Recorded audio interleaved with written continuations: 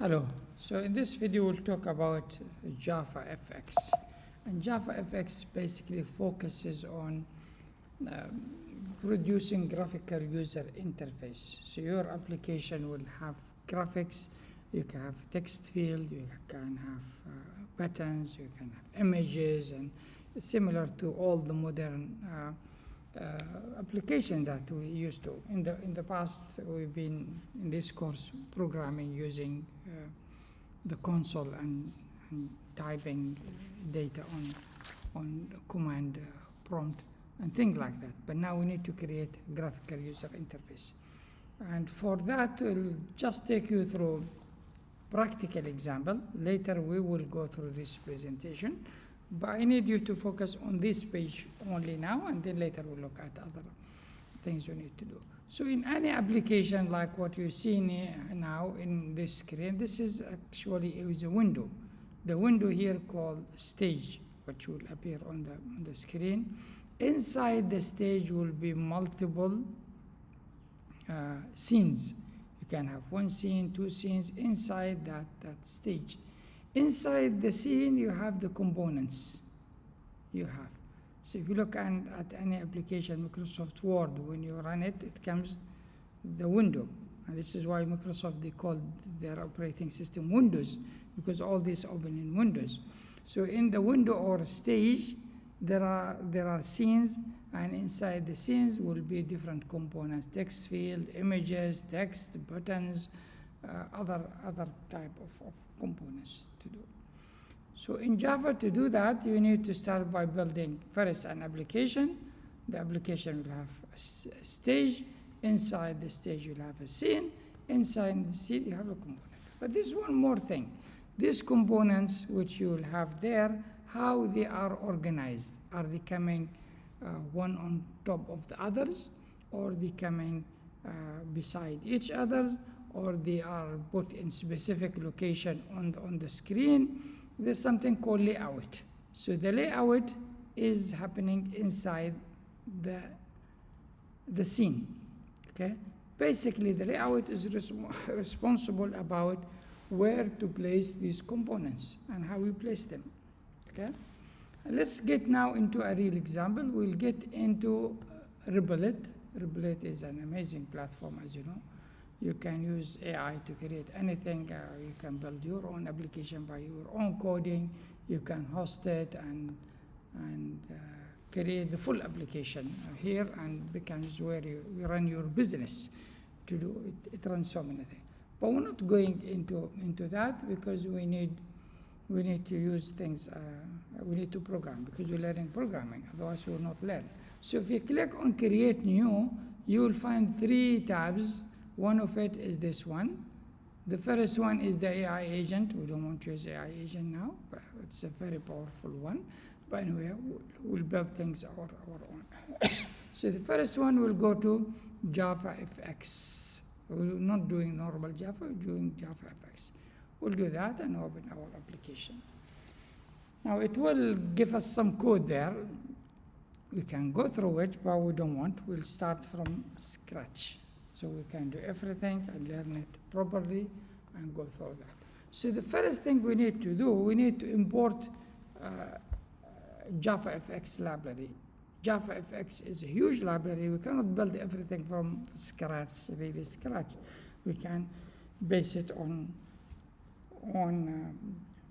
JavaFX library. And this is why object-oriented programming being created to allow people to reuse code. So we'll import JavaFX,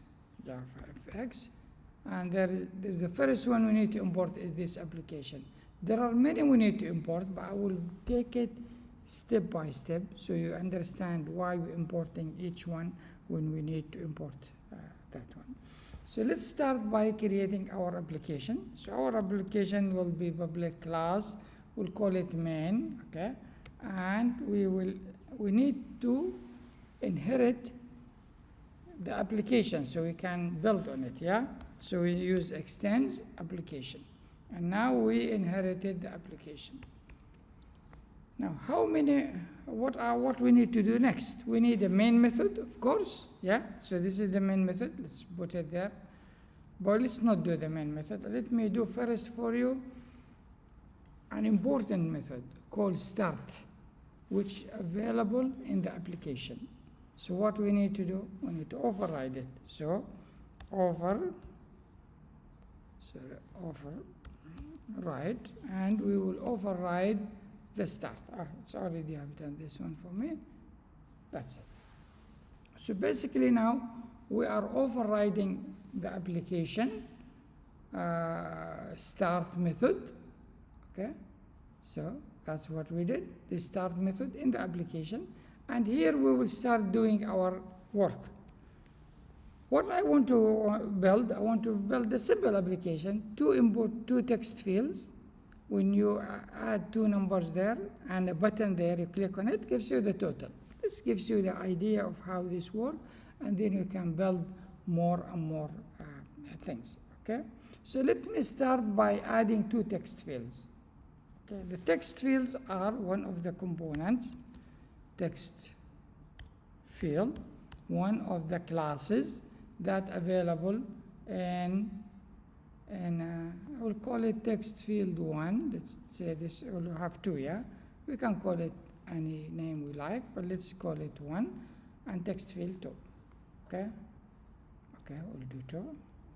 Insisting in doing it for me, and thank you for that. So we have now two text fields. Now for this text field to work, I need to import the text field. So how import it? I say import JavaFX. Now those text fields are available in a library or jar or what you call it, called scene. Scene. So in scene there are those text fields. Okay. Sorry, I'm recording. And then inside it there's something called control, and in control are the text field. And these are where are the text field are placed. Okay, this is needed because the text field are actually placed there. So we have two text fields now. We imported them.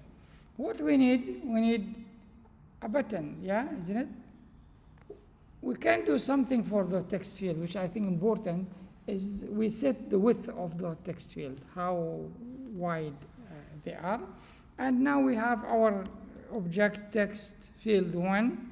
We can use, let's come later to the action, set preferred width to 100, okay?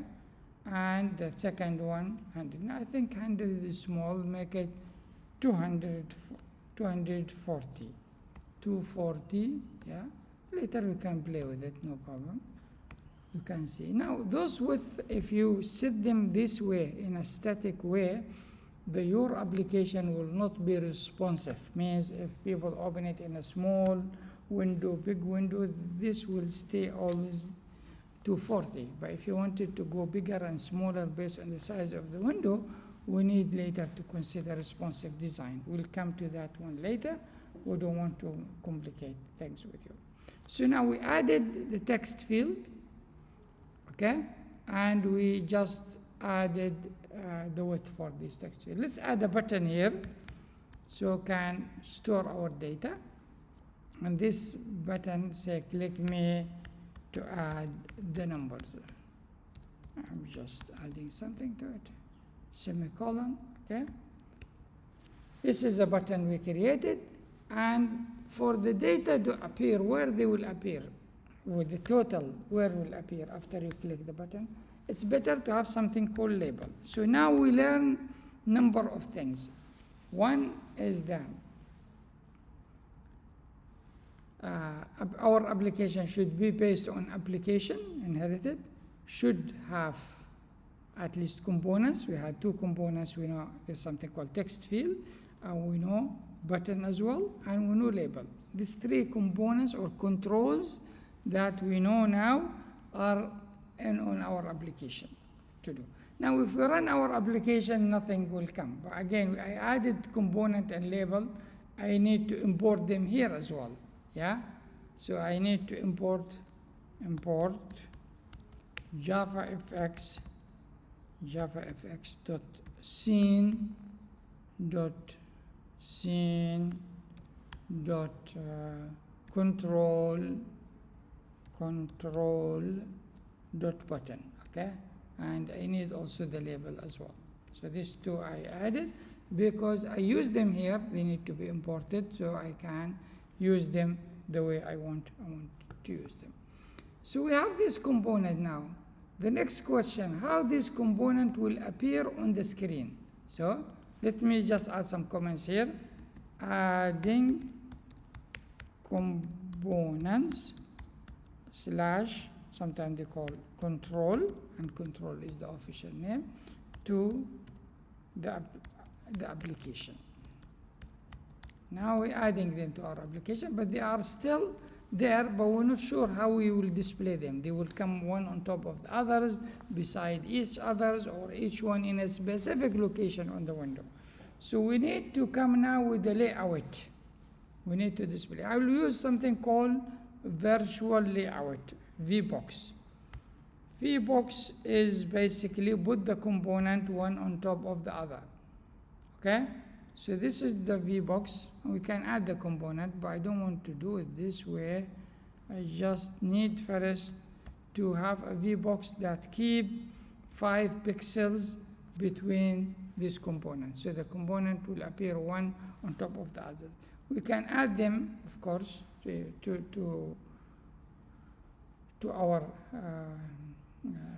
VBox. But again, it's important we decide on how big is that VBox, yeah? I'm using VBox, let me call it root, so I can be more distinguished between. So I'll call it root. The root is the place where the component will appear. I think root will be okay, but we can call it anything you would like to call it. You have no issue with calling it.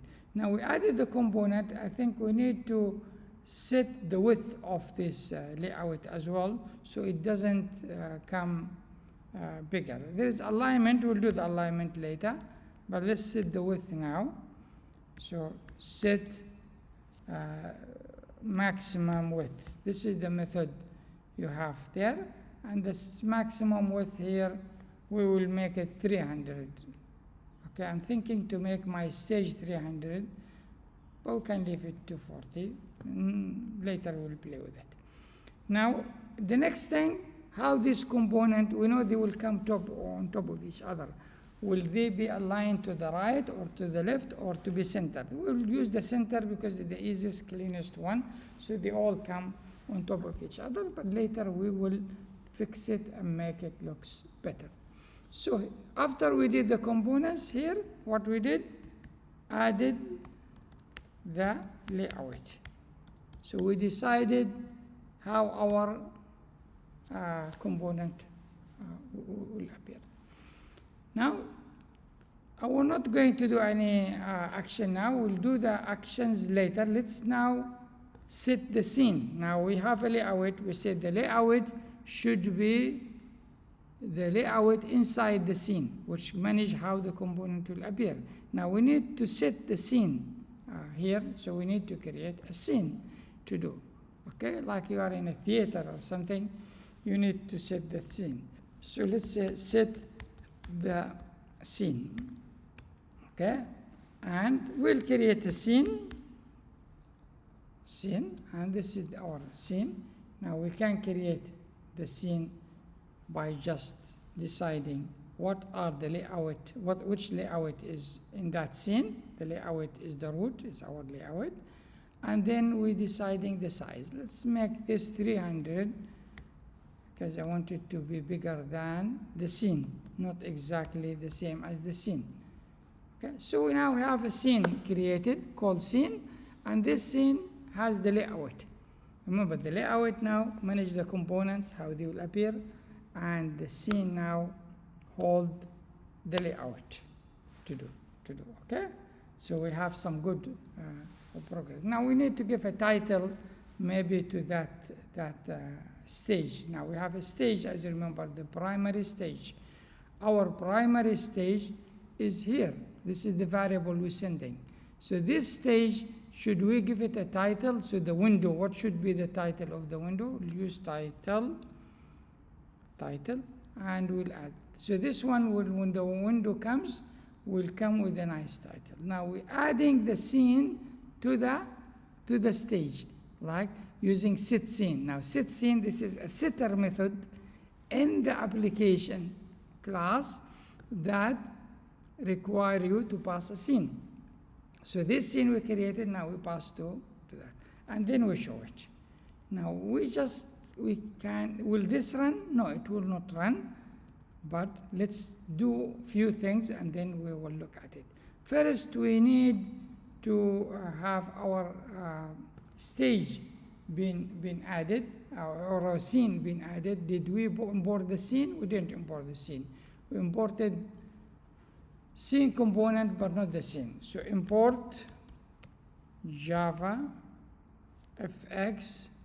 okay, JavaFX, and we need to get the scene. So class scene, and this is the scene. Yeah. So now we imported the scene. That's good. Layout. Did we import the layout? No, we didn't import the VBox layout. So we need to import the VBox layout. So JavaFX, and then we need to import the VBox, which is part of the scene, in something called layout. Okay, so this is how it is. It's part of the scene layout. So this is how you import the VBox layout. We can also import other things like the stage one as well. We need it because we are dealing with the stage. We need to import the stage, of course. And what else we need to import?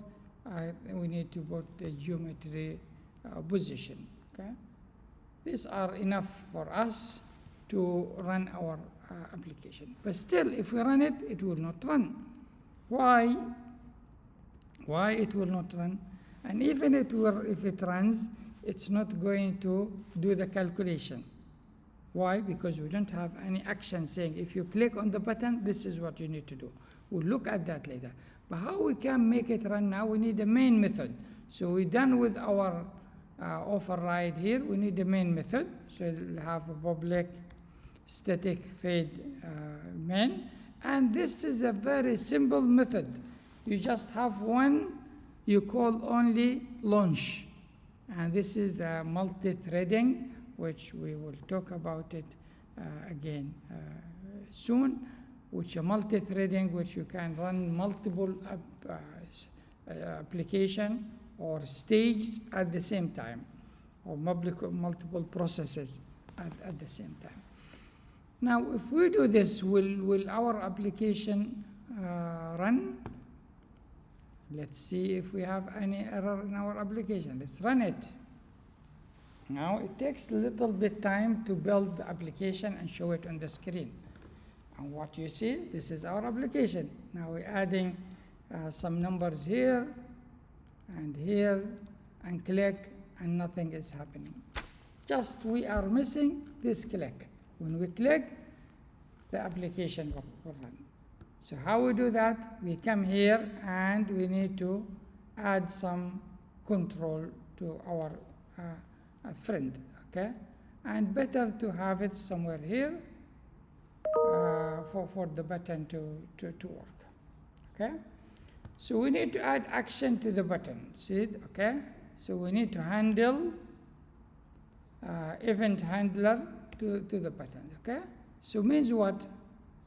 Event handler means we need to handle an event clicking, dragging, dropping, maximizing. If that event happen, what will happen? Okay, to whom we should connect that event? We should connect it to the button. And when you click on the button, the process starts. So to set it, there is something called set on action. So button, set on action, okay? And then on the action, if the action happen, what we will do? This is the code we need to look at it to do. The code is very simple, as you can see. We're just doing getting the text from the first one. So the first line, let's do the first line, then we can explain it. So we're creating a variable called num1, which basically takes the data from text field 1. Text field 1 has a method called getText, which will return to us the text. It will return it as a text, but it is a number, yeah, remember? We need now to convert this number to integer, to a number, this text to a number. So we use something called parseInt, which means converting the text to integer. The text in the field will be converted to integer, and we'll create an object for integer, and then that value of that integer will be added to num. So num1 now have the value of the text. So basically, you start from here. You have a text field, you get the text from it. You parse it to integer or double or what you want to do, and then it will be stored in the variable. The second one is the same, stored into the variable. Okay, and then a new variable result will be created. Okay. Now it's better. Maybe the user has entered wrong data. Enter a text, not a number. Let's use some exception handling because you've been doing. So let's say try, in case the user did everything properly, do this. Okay, but in case he or she has made some error, then we display a message in the label. Okay, now we need the label to display the message. So now we have an object called label, and it has so many methods: set text, set color, set width, all those methods. So we need to call just the set text and display the message. We're not using system out.println in this case, because we already have something called label to display. And the same thing here, we can use set label, use this one to set the result. Okay? So now when the user press on the button, it first extract the text from here, add it to a number, extract the text, add it to a number, add the two numbers together in a variable called result, and then use the label to set the result on the screen. But if something went wrong, it will go and display the message. Okay, so is our code ready? Still, we need a few things. Notice here we have bracket started here and closed here, okay? But we have a bracket open here. Where we close it, we need another bracket to close it, and we need a semicolon to close the same line. See, look at this, is like one long line, but we broke it into lines. One long line that has all these things inside it. So you need to close it and put semicolon. So the action on action, set on action, this is the way it works. You have an event happening. When the event happens, you run this block of code, which here until here, you run it, and then you close that bracket. Okay? Okay, so let's now stop this code and run it again and see what will happen. Our code is here.